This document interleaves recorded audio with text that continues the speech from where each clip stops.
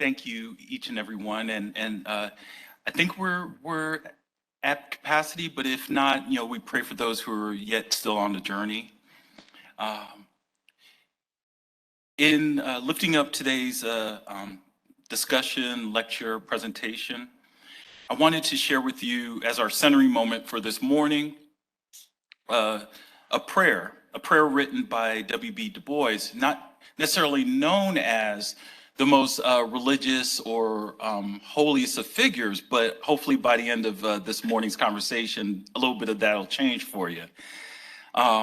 This prayer is one of many collected in a volume known as Prayer for Dark People.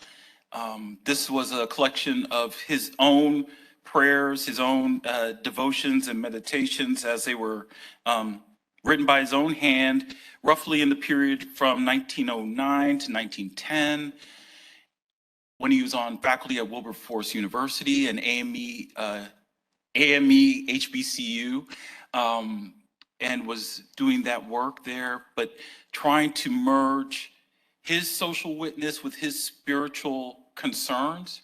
And so in that vein, I want to lift up a prayer for the deed that cries to be done. And those who will, please. Give us grace, O God, to dare to do the deed that we well know cries to be done. Let us not hesitate because of ease or the words of men or women's mouths or our own lives. Mighty causes are calling us: the freeing of women, the training of children, the putting down of hate and murder and poverty, all of these and more. But they call with voices that mean work and sacrifice and death. Mercifully grant us, O God, the spirit of Esther, that we say, I will go to the king, and if I perish, I perish. And all those who would say, amen. So for the time that we have now, I want to, especially given the theme that we've defined and outlined, with this emphasis on popular culture, political theology, and public witness, I want to share some insights that I've gleaned from the life, lessons, and legacy of W.B. Du Bois in ways that I would trouble to think would mess with, would complicate our standard notions of the sacred and secular, generally speaking, as well as the religious and the politically more specifically. Throughout his life, labeled as a radical in so many ways, it's hard to believe nowadays that Du Bois was actually ignored by those who hoped that his massive contributions, his prolific and profound writings, would somehow be buried alongside him when he passed away on August 23rd, 1963, the same date as the now legendary March on Washington. But as the Reverend Dr. Martin Luther King Jr. wrote in tribute to the pioneering scholar and activist, quote, and I'm quoting here, history cannot ignore W.B. Du Bois because history has to reflect truth, and Dr. Du Bois was a tireless explorer and a gifted discoverer of social truths. His singular greatness lay in his quest for truth about his own people. There were very few scholars who concerned themselves with honest study of Black people, and he sought to fill this immense void. The degree to which he succeeded disclosed the great dimensions of the man. And when I say that Du Bois was and still remains a towering figure, not just in African-American intellectual life, but American intellectual life, he's one of the most prolific and I would dare say influential scholars that these American shores have ever yet produced. And I'm standing as a scholar, so that's no shame or shade, but you always have to have a standard to look up to, and I think that Du Bois has set the mark very high. Keeping that in mind, this presentation focuses on Du Bois's masterpiece, The Souls of Black Folk, wherein he describes a sea change in the evolutionary trajectory of Black faith, culture, and socio-political community in America at the dawn of the 20th century. Now, this is standing in the face, as many of you all will probably know or dare to remember, this is at a time when Jim and Jane Crow was coming, barreling down the track and taking greater hold of American life. America had just recently, some 30 years earlier, had fought, and we still have yet to reconcile the United States Civil War. both in terms of the trajectory of Reconstruction that had to follow in the ensuing years, but then also the failure to live up to the promises that we made to, at the time of emancipation, those 4 million men, women, and children who were enslaved in the Deep South, but also to all peoples, male, female, native-born, immigrant, rich, poor, who were depending on America to be the multiracial, multicultural, multi-ethnic democracy that it could and should be. Right? Du Bois was writing at a time, living in a time where there was a tipping point, that there was a decision to be made in these yet-to-be United States, if I borrow from Maya Angelou, wherein we could be the world's first truly free and fully functioning democratic republic, or we could be the last great white empire. That was the choice that was at hand when Du Bois in 1903 compiled and collected the many, roughly 14 essays that formed the heart of this book, Souls of Black Folk. So despite all this whirlwind, this churning of problems and politics that's going on during this time, Du Bois is using this volume, and he notes that a greater transformation was occurring within the Black Christian tradition, what we oftentimes more commonly refer to as the Black church. And depending on where you dwell, it might just be the church. Okay. But in his influential chapter of the Faith of the Fathers, he asserts that by and large, these Black churches were shifting, and I'm quoting here, into groups of cold, fashionable devotees, in no way distinguishable from similar white groups, save in color of skin. Now into large social and business institutions catering to the desire for information and amusement for their members, warily avoiding unpleasant questions both within and without the Black world. Further, in the very next line of that classic essay, I highly recommend any and everyone check this out. Du Bois proclaims, but back of this still broods silently the deep religious feeling of the real Negro heart, the stirring, unguided might of powerful human souls who have lost the guiding star of the past and are seeking in the great night a new religious ideal. Okay. Whereas the religious realities and political prospects that shaped his worldview at the time are somewhat different from ours today, but I dare argue not too terribly different, I find myself wondering and thinking that those of us who are connected and committed to the Black church tradition as part and parcel of global Christianity writ large, we are caught in a similarly tenuous state to the one Du Bois documented over a century ago. Nevertheless, I also wonder what could keep a tireless critic such as Du Bois hopeful that Black believers would overcome this religious identity crisis, thus finding ways to regain social as well as spiritual wholeness that had been long denied to people of African descent since their arrival in the New World so many centuries ago. So when I'm thinking about Du Bois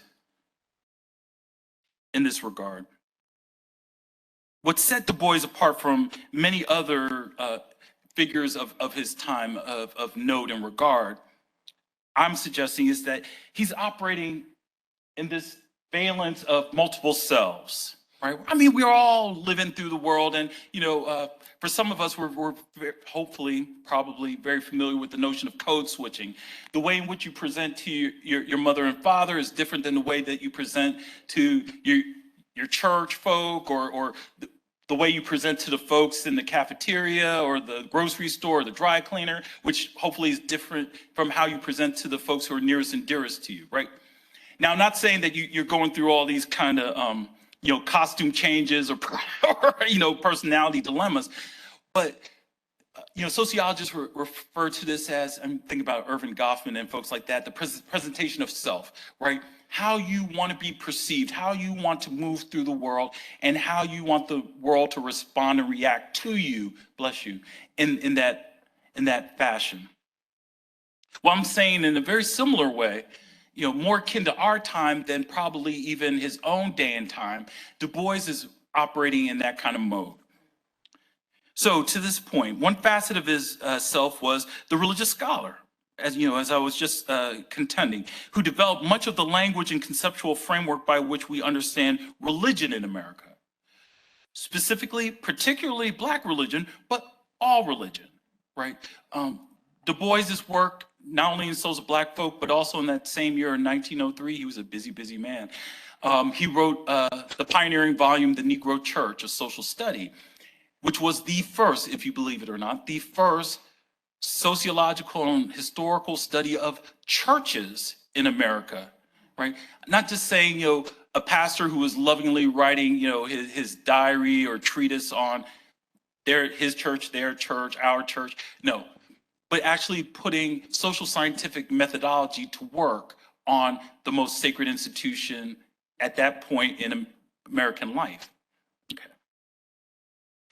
But there was also, in my estimation, the prophetic part of Du Bois, you know, in his self, right? This religious critic who urged Black and white churches to incorporate racial fairness, justice, morality, and a critique of the social and political injustice of the larger society into their religious practices and theology.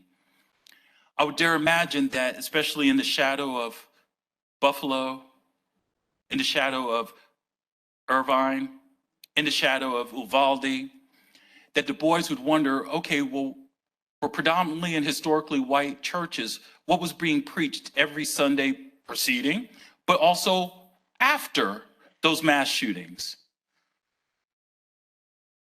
We'll get into that later. There was also Du Bois, the apostate, the religious iconoclast, who disregarded traditional religious dogma, just doing religion for religion's sake, rather than seeking what is best and greatest about humanity. However, there was also Du Bois, and I'm putting this in scare quotes here, the pragmatic priest, or what I'm talking about in terms of the religious practitioner, who, as I suggested before, he authored prayers. He actually wrote and lined hymns for oppressed peoples, folks who oftentimes didn't find their way into the Book of Common Prayer, who were often not on the foremost mind of most psalmists or hymnists of the era.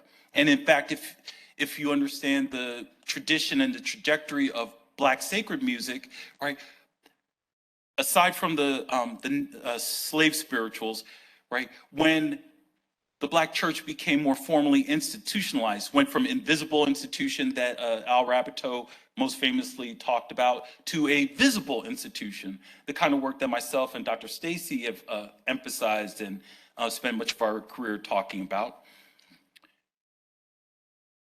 African-American Christians had to import hymns that were not written for, about, or by them and try to transform and adapt them and give them a new life and a new spirit that otherwise was absent or vacant. Until, thankfully, we developed a gospel blues tradition, which then more forcefully and formidably expressed a Black Christian worldview. But let me not digress. And then finally, and most importantly, he was a religious seeker who had very complicated and sometimes even conflicting viewpoints and dimensions to his very being that he and his virtual heirs, all of us, many of us, must still struggle to reflect upon and reconcile as we move forward into the future.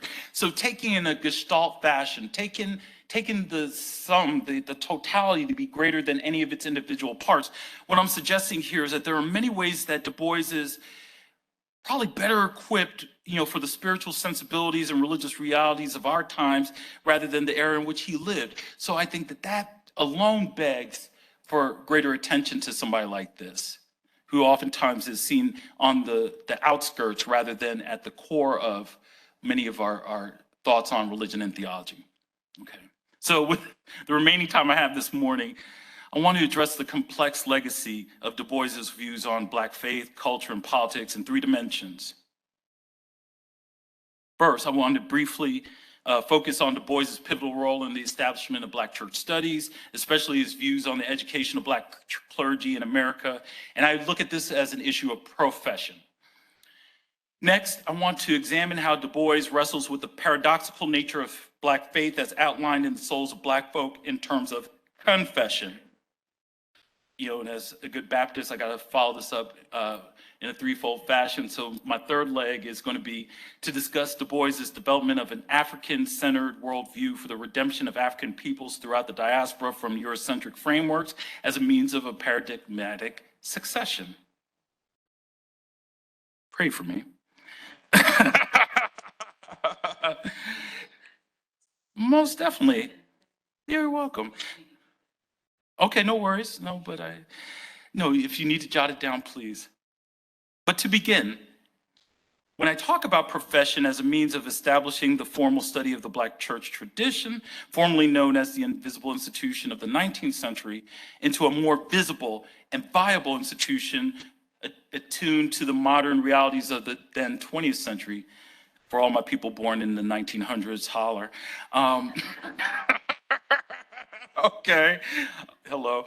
Du Bois offers the most cogent examination of African-American Christianity's transition from slavery to freedom. In fact, he is, I don't know how you put a trademark on this, but embedded in the pages of Souls of Black Folk, he actually marks that transitional phrase from slavery to freedom, which then gained new life with the masterful study text by John Hope Franklin, From Slavery to Freedom, for my history nerds out there. Although his relationship with the Black church was often viewed as troubled at best, it was Du Bois's comments and critiques about the church in its totality that generally shaped the perception surrounding the most central, if it is not always the most sacred institution in modern Black life.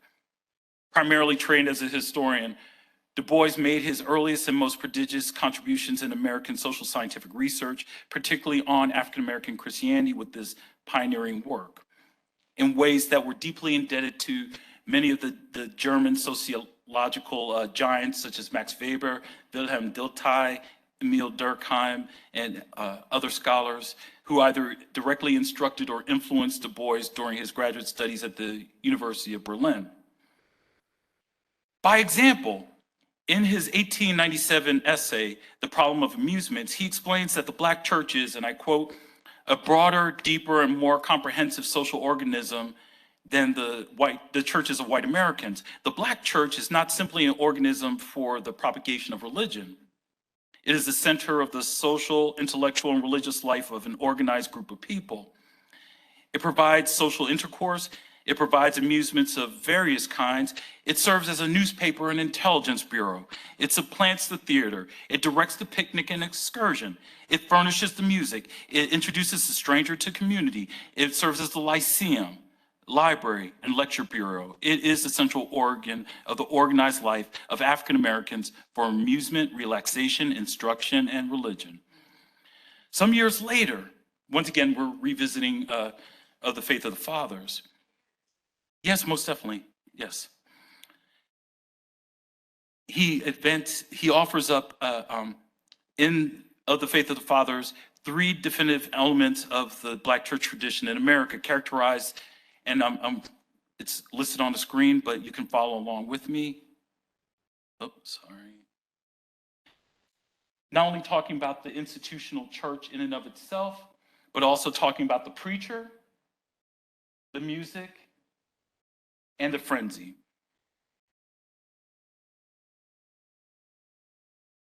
This descriptive 3-part typology of the Black church's core essence has been hugely influential in the study of Black Christianity to date. Moreover, in his own text, right? Not even talking about the books that he helped bring into existence, but his own published works, such as The Philadelphia Negro in 1899 and The Negro Church I mentioned earlier.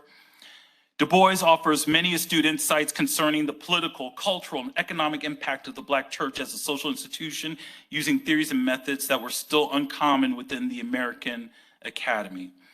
In this sense, it can easily be argued that Du Bois's landmark historical and sociological research on the African American church greatly contributed to setting the standard for the social scientific study of religion in the American scene. Especially interesting for me and hopefully to you as well, is Du Bois's emphasis on the distinctive role of the Black preacher within the African-American community. Towards this end, Du Bois described the African-American preacher as, quoting, the most unique personality developed by the Negro on American soil, and further notes that the Black preacher early appeared on the plantation and found his or her function as the healer of the sick, the interpreter of the unknown, the comforter of the sorrowing, the supernatural avenger of wrong, and the one who rudely but picturesquely expressed the longing, disappointment, and resentment of a stolen and oppressed people. Thus, as bard, physician, judge, and priest, within the narrow limits allowed by the slave system, rose the Negro preacher, and under him and her, the first Afro-American institution, the Negro Church. To his credit, it should be noted that Du Bois was not above criticizing Black ministers for their shortcomings. For instance, during the 1898 commencement speech at his undergraduate alma mater, Fisk University, down in Nashville, Du Bois states, "What we need is not more, but fewer ministers. But in that lesser number, we certainly need earnest, broad, and cultured people who do a good deal more than they say. The severest charge that they can be brought against the Christian education of the Negro in the South during the last 30 years is the reckless way in which sap-headed young people," I'm being kind here, "without ability and in some cases without character have been urged into ministry. It is time now to halt. It is time now to say to these young people like you, qualifications that would be of no service elsewhere are not needed in the church." Rather than, he was straight no chaser. He was not one to play with. Rather than being dismissive or dysfunctional, the fact that Du Bois could extol the virtues as well as the vices of the Black church, and especially its leadership, was a precious act of scholarly engagement with the Black church tradition, which unfortunately has been too few and far between. As has been argued elsewhere, this rift has largely resulted from Black intellectuals who despise the church's anti-intellectualism and conservative social outlook, while conversely, countless Black churchgoers who have been victimized by self-alienated academic elitism on one side and thin theological teaching by lazy parasites parading as pastors on the other. Now that's me, that's not Du Bois, but okay. But I learned from the best. Okay, even though it can easily be argued that Du Bois did not walk the fine line between the academy and the church perfectly or precisely, his attempts to fuse the sacred and secular within the arena of modern Black life should be considered in many more meaningful ways for the future. Furthermore, I also hear faint and early echoes of Du Bois's talented 10th argument, right? And for those of you all unfamiliar with the Souls of Black Folk, he makes a very pointed concern about the training and preparation of African Americans in that lauded transition from slavery to freedom, and the necessity that to build the Black middle class, higher education is vitally necessary. And he's lifting up this talented 10th, but not saying it in this kind of rarefied mode of exceptionalism equaling excellence. Right? He's not saying that the talented 10th should be exclusive. He's not saying that, and folks who know, they know what I'm talking about in terms of being adorned and anointed and appointed to certain rare social organizations, sororities, fraternities, getting all puffed up about their status, the cars they drive, the dwellings in which they live, the clout that comes with their bank account. No. That talented 10th wasn't supposed to be a city on the hill, so to speak. He was claiming that as a radical remnant. Du Bois was making the concerted argument that if the Black community, such as it was then and now, was ever going to survive, even 1/10 of the population who could be honed into the leading edge of Black America, right? To then go back, right, as a exercise in Sankofa, go back, return to the communities from which we come, and recommit ourselves to that, reinvest in that, strengthen and renew those spaces and places that we come from so that we can acknowledge that all of God's earth and all the people on God's earth are God's property. Okay. But also attached to this, most particularly, I hear in Du Bois's writings and speeches, I hear it when he strives to emphasize the quality, and I'm emphasizing this, the quality of individuals being prepared for prophetic and pastoral ministry in a desperately needful society, and not simply the quantity of people running around calling themselves apostle, elder, prophet, bishop, or some other lofty, likewise title, simply out of the desire for a luxurious lifestyle or a luminous social media feed.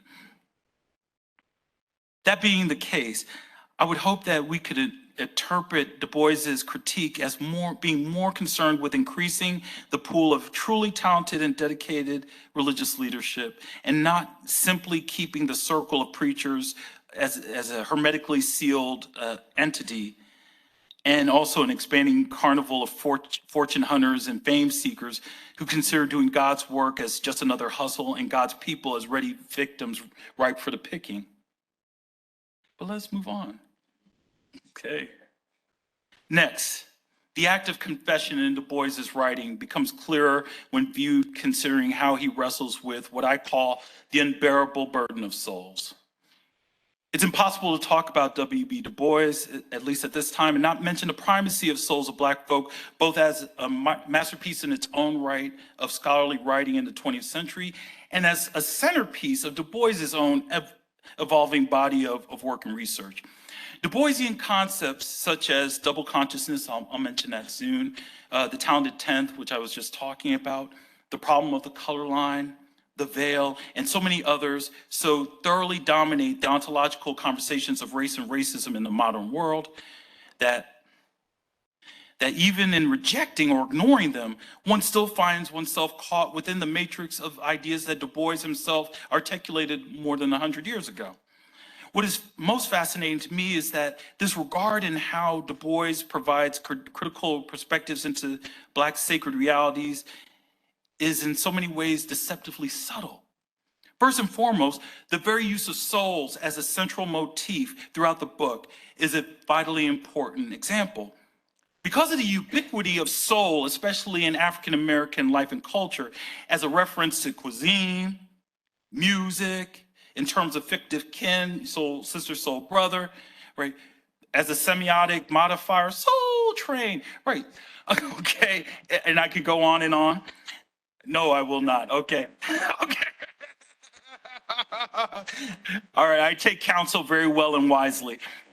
We tend to underestimate the revolutionary stake involved in any Black person, especially in that moment, that crisis of Jim and Jane Crow segregation and white racial terrorism that was emerging at the time that he wrote this book, to dare openly declare to a world deeply entrenched in white supremacy that yes, Black folks do indeed have souls.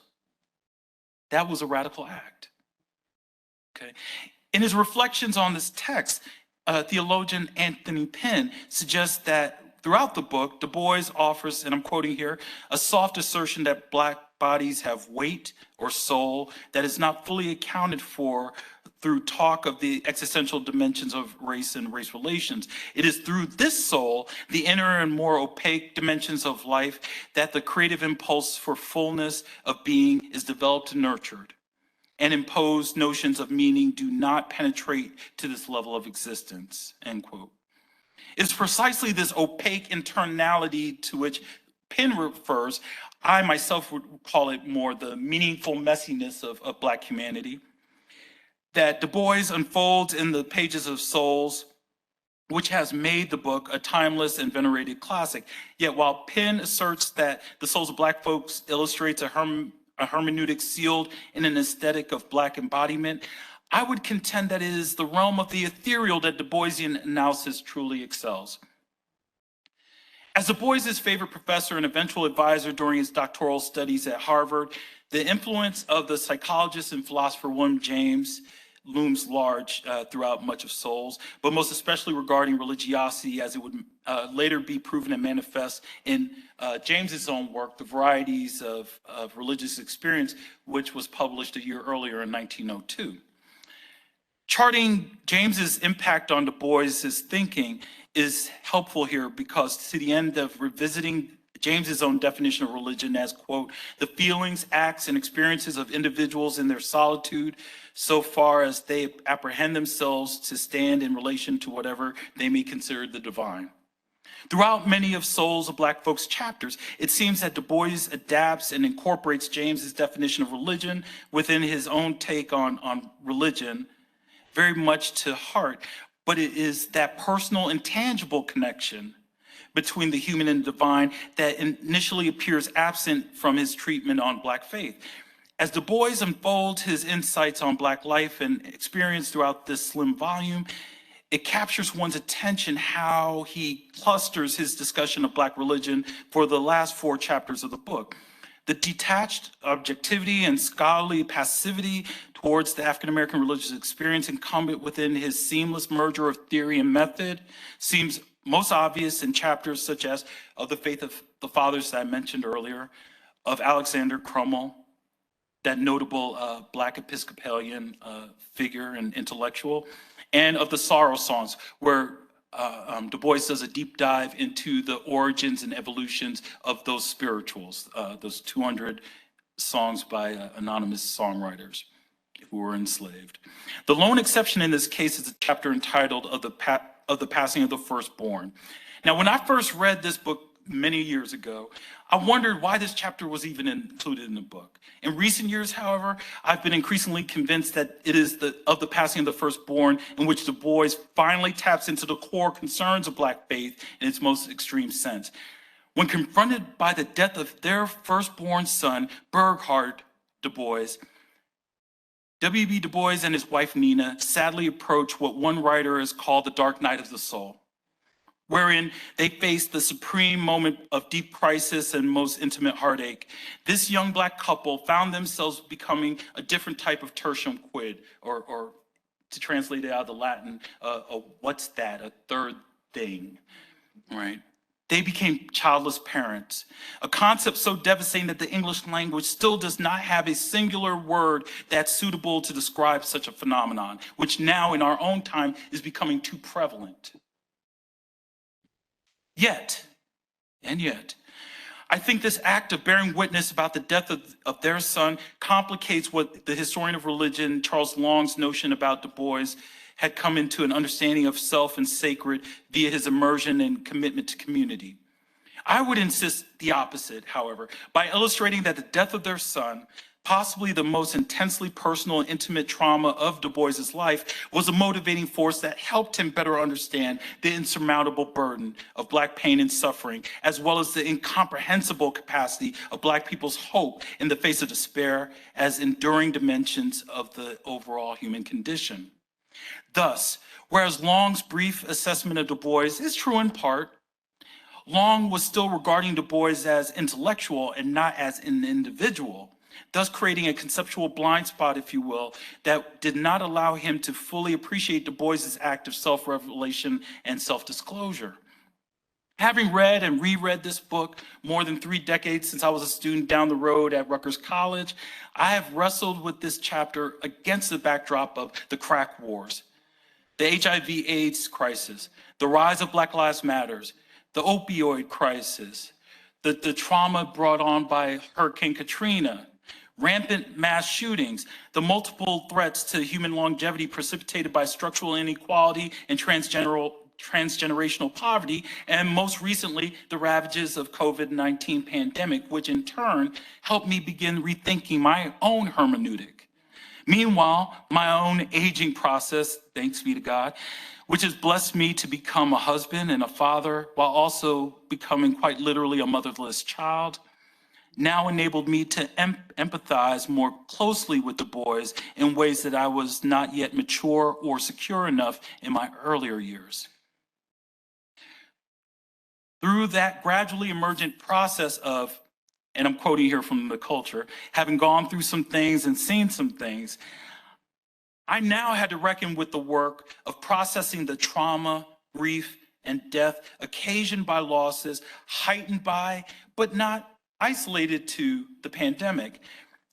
Unprocessed, unspoken, unreconciled grieving remains in the background of many of our faith communities, and we are in desperate need of ways to articulate that vast tsunami of mourning before it tears us all apart, not only from each other, but even from our own selves. Okay, well, thank you. In dealing with the tragic death of their only begotten son, Du Bois reveals the paradoxical nature of Black faith as the bittersweet tension between dread and desire, the painful dread of a precious little life lost before its time, and the urgent desire that the baby might find some great solace and sweet reward in a realm other than ours. Thus, to my own mind, if Du Bois was such a stalwart voice of Black secular modernism, most surely his yearning for the existence of God, herein identified by Du Bois as all love, and echoes of an all-abiding, resilient faith in the face of unyielding agony and woe that is present throughout this chapter, and I dare argue throughout this world, surely would not exist. Hence, in many ways, this seemingly anecdotal departure from his more deliberate analysis of modern Black religious life and culture, herein called The Passing of the Firstborn, in which we have a window into Du Bois's own soul, and ironically, find the most transcendent and relevant offering of Black faith in the entire volume. Finally, I think Du Bois's greatest challenge to our conjoined notion of Black faith, politics, culture, and history comes in the form of succession, wherein Du Bois initiates a paradigm shift which ushers forth new and divergent worldviews while forcing older systems to recede. The most fruitful and expedient illustration of this process is found in Du Bois's devotion to dismantling the white supremacist legacy of philosopher George Wilhelm Friedrich Hegel. We'll just call him Hegel, just too much of a mouthful for me this morning. In the early 1830s, when asked to discuss the role of Africa within the historical development of civilizations in his legendary lectures on world history, Hegel states, "At this point we leave Africa, not to mention it again, for it is no historical part of the world, has no movement or development to exhibit. Historical movements in it, that is, in its northern part, belong to the Asiatic or European world. Egypt will be considered in reference to the passage of the human mind from its eastern to its western phase, but it does not belong to the African spirit. What we properly understand by Africa is the unhistorical, undeveloped spirit still involved in the conditions of mere nature and which had to be presented here only as on the threshold of the world's history." In one fell swoop, Hegel's penultimate act of revisionist history radically recreates Africans and their diasporan counterparts as quote unquote people without history, to borrow anthropologist Eric Wolf's phraseology. In order to understand why any of this matters, one has to appreciate that the need to rethink Hegel is not just an empty intellectual exercise. The openly racist disregard demonstrated by Hegel's statement demonstrates systemic as well as systematic anti-Black racism woven into much of Western philosophy since the Enlightenment, right? So for instance, just to take a brief pause for the cause, here we see the Sphinx, one of the great wonders of the world, with the backdrop of the pyramids of Giza behind it. Now, what's fascinating about this is twofold. First, the nose of the Sphinx. Does anybody know what happened to the nose? This is where it gets interactive, though. Is it on vacation?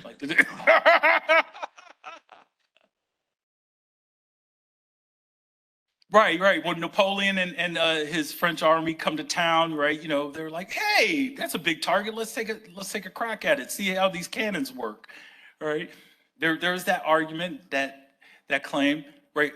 I don't think that the folks who could create such grand structures somehow, they could build the entire Sphinx, but somehow their technology around the nose would somehow come up short and it would just fall off by itself.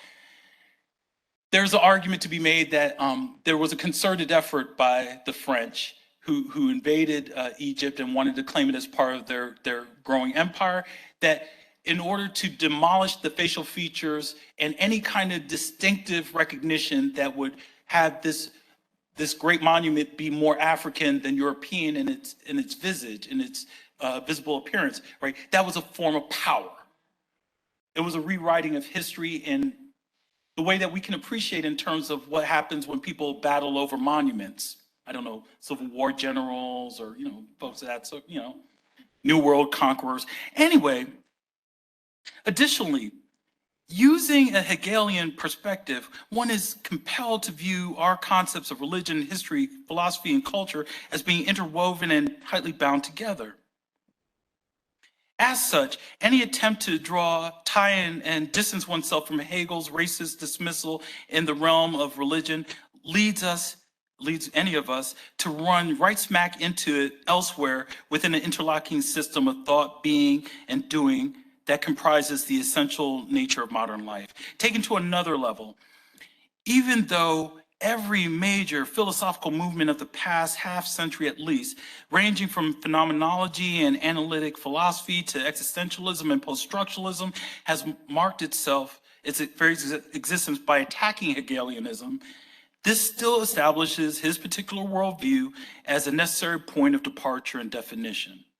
Therefore, the establishment of a more African-centered perspective that would supplant this Hegelian system of thought, Du Bois had no alternative but to tackle this head on. But yet there's one great problem here. So even when we look at these scenes, and I'm sorry to have to force us to pay attention to this early in the day, but when you have the situation of Dylann Roof, the shooter at the Mother Emanuel Church in Charleston, South Carolina in 2015, or the young men who were gathered at the Unite the Right rally/riot in Charlottesville, Virginia in August of 2017, right?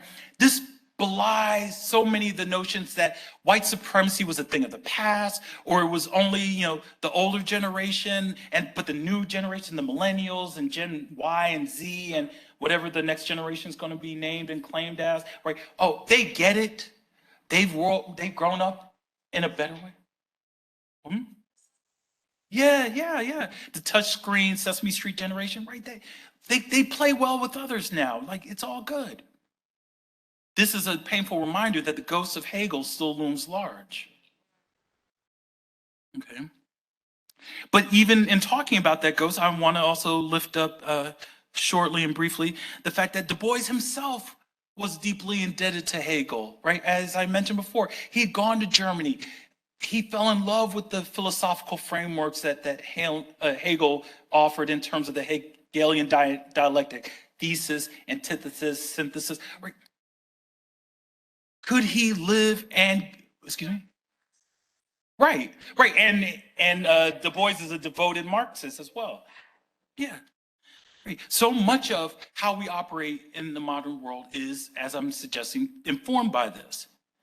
So speaking of the history of the Negro, right, just to use this as an example, Du Bois contends that, and I'm quoting here, the history of this strife, this longing to attain self-consciousness, personhood, to merge one's double self into a better, truer self, in this merging of the Black person would not Africanize America, for America has too much to teach the world in Africa. The Black person would not bleach his or her own Negro soul in a flood of white Americanism, for he or she knows that the Negro blood has a message for the world. Black people want to be both Negro and American without being cursed and spit upon by their fellows, without having the doors of opportunity closed roughly in their faces. This is him wrestling with that ghostly presence, that ghostly demon of the divided soul.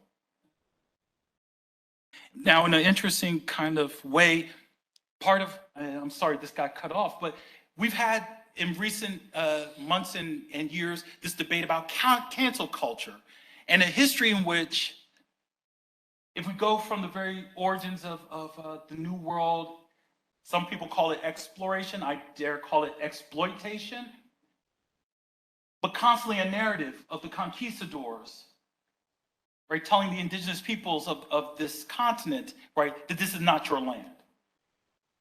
To the Puritans, those folks who, landed on Plymouth Rock and then, picked up Plymouth Rock and tried to crush other people's heads with it, right? Daring to tell women in religious leadership and authority that they had no right to speak their truth, a divinely inspired truth. Slave masters, slave traders, slave drivers who dared tell folks of African and soon to be American descent that freedom was not theirs. It was not theirs to have or hold. To a little more than 60, 70 years ago, when folks who were trying to live their lives in the LGBTQ community were being told that they were pathological, that they were diseased and defective human beings by the academy, by medical science. To once again, because some hits just keep coming back, right? Now in an age of segregation, being told that people of color could never ever claim access or opportunity in spaces and places like Princeton Theological Seminary. But then finally we come all the way now to full circle where those folks who've helped write the history are now saying that they're being silenced, canceled, ignored, right? Not as if they don't have engines and organs of mass communication. I'm talking to you, Fox News, right? I don't know how millionaires and billionaires who have satellites, video video streaming services or whatever, somehow find themselves, left without a platform.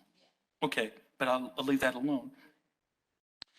As I come to a close, I find this to be an interesting moment we're living in. The hip hop artist Kendrick Lamar recently has put forth this album, Mr. Morale and the Big Steppers. And I think, interestingly enough, he's captured, especially for many folks in his age group as millennial folks who also gravitate towards hip hop, not only Grammy Award winning, but Pulitzer Prize winning Kendrick Lamar, I think a spokesperson for a generation. He captures so much of this bitter conflict in a bold and I think somewhat gut-wrenching poignancy. Lamar gets to the core essence of what Du Bois called double consciousness when he defines, I'm talking about Du Bois here, a peculiar sensation, the sense of always looking at oneself through the eyes of others, of measuring one's soul by the tape of a world that looks on in amused contempt and pity. One ever feels a two-ness, an American, a Negro, two souls, two thoughts, two unreconciled strivings, two warring ideals in one dark body. Double consciousness describes both then and now, so many centuries between them, struggles of so many millions of African people who have journeyed from chattel slavery and colonization to racial segregation to the present conditions of quasi-freedom and yet facing things like mass incarceration and white supremacist terror. Framed by the hope and change once promised by two-term presidency of Barack Obama on the one hand, and the rise of Black Lives Matter's protests on the other, the renowned author Ta-Nehisi Coates frames this particularly desperate dilemma this way. How do I live free in this Black body? As if channeling these questions into a fine musical and metaphysical melange, Lamar embraces aspects of Du Bois's critical analysis on faith, culture, and social action within the deeply contemplative and unflinchingly introspective new album, which is evenly divided between the Big Steppers, the moral corruption of the culture. For those of you all not keyed into hip hop vernacular or vocabulary, steppers are in fact they're shooters. They're armed gunmen. Right? They're the folks who do violence either for their own sake or on behalf of the gangs or the other entities that they're attached to. He juxtaposes that lifestyle, that reality with Mr. Morale, right? The moral clarity of a Christian consciousness, right?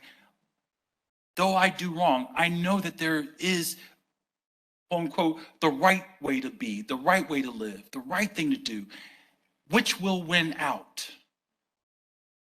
And how how do you live righteous in a world that rewards, not just permits, but rewards our worst behavior? I think he does this in a way that even someone who's typically very stodgy like Dr. Du Bois would celebrate and commend. So as I wrap up, as I end, while Du Bois writes this and many other statements with the sort of dramatic prose that one might only get away with in the full bloom of his or her youthful exuberance and self-assuredness, it must also be recognized that these words about double consciousness and combating the evils, the ghosts of Hegel, were written in a context in which the dominant political, economic, and cultural and religious worldviews and systems of his time were very much imposed upon the darker peoples and nations around the globe. We're all built atop the monumental lie that people of African descent lack both history and humanity. But thankfully, during his exceptionally long and productive lifetime, Du Bois left a plethora of interpretive resources pertaining to the study of the African diaspora that could allow us to imagine the possibility of, in my own reimagining of Audre Lorde's words, using the master's tools to dismantle the master's house, or better yet, helping us to build our own. Thank you.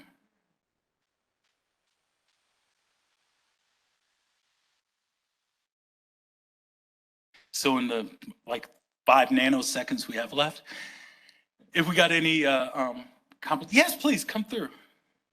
Come forth.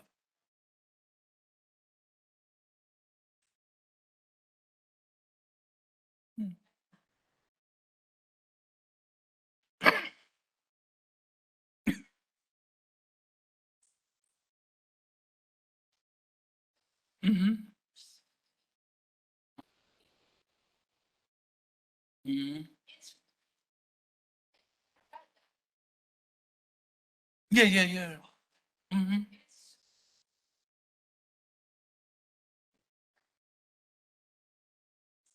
Mm-hmm.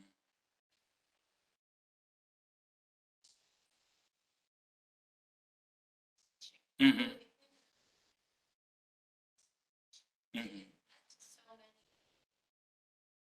But here's the thing, and I totally and absolutely concur with what you're dealing with. So many of us, and I touched on this a little bit on yesterday, right?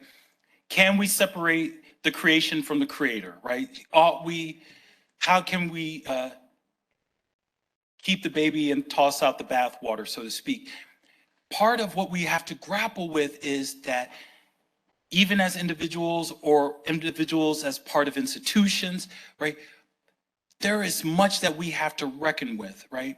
You can't just have the concentrated benefits of the thing and not deal with the diffuse burdens or baggage of that thing, right? I think about Phyllis Tribble, right? She, for those of y'all, you should know, right? Texts of Terror, right?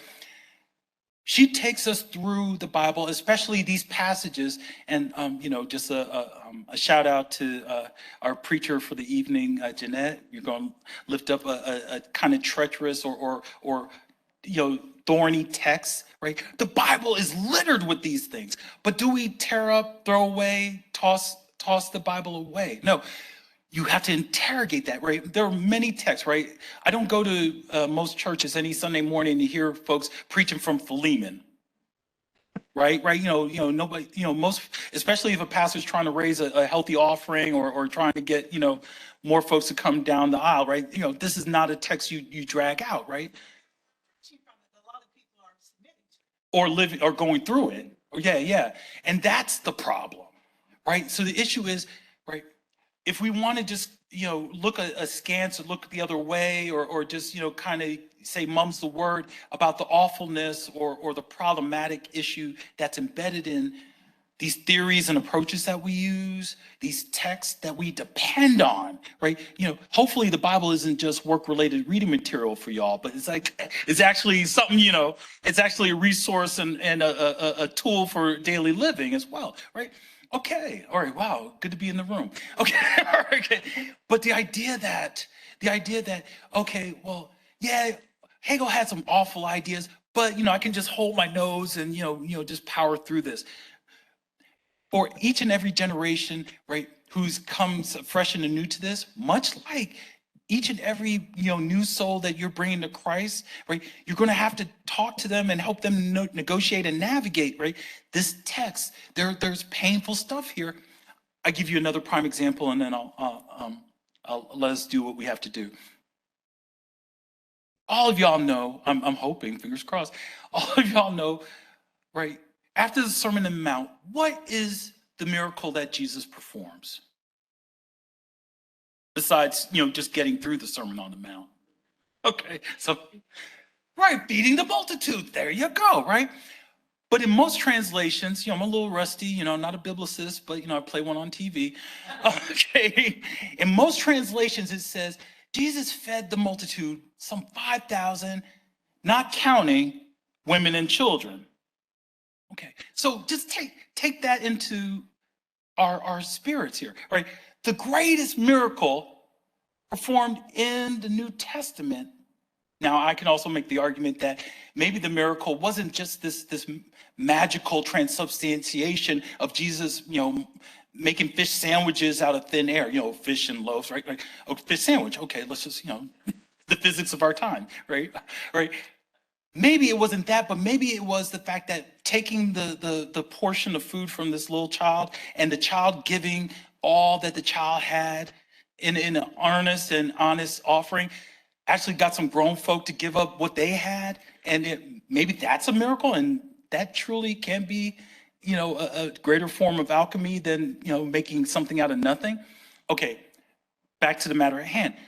The fact that the scribes, the fact that the folks who were transcribing and translating Jesus's life lessons and legacy in real time exempted at least half of the population because the women and the children didn't count, literally and figuratively, right? What am I to do with that? How much greater could that act, at least it's still a miracle, have no doubt. But how much greater if we talk to and wrestle with, okay, the misinterpretation and the malintent that happened at that time, right? How can we salvage the beauty of this thing while removing or reacting, responding righteously and rightfully to the problems of it, right? So yeah, call Hegel out, call Marx out, right? Call Du Bois out, right? I'm not trying to lift up one hero to take down a new hero, but saying, okay, we need folks to tell the gospel truth, right? That's the whole point of this. All right, but thank you. No worries. Thank you.